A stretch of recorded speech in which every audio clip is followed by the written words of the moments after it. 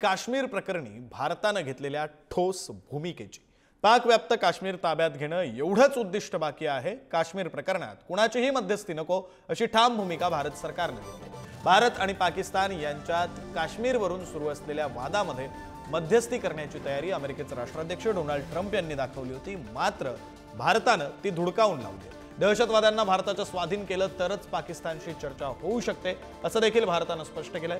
पंतप्रधान नरेंद्र मोदींच्या उपस्थितीमध्ये झालेल्या बैठकीमध्ये ही भूमिका मांडण्यात आली।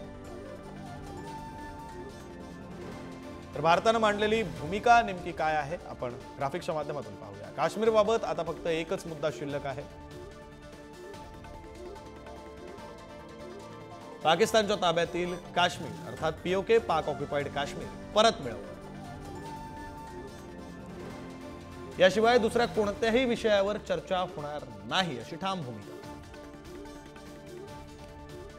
पाकिस्तान दहशतवाद्यांना भारताच्या ताब्यात देणार असेल तरच चर्चा करू शकतो,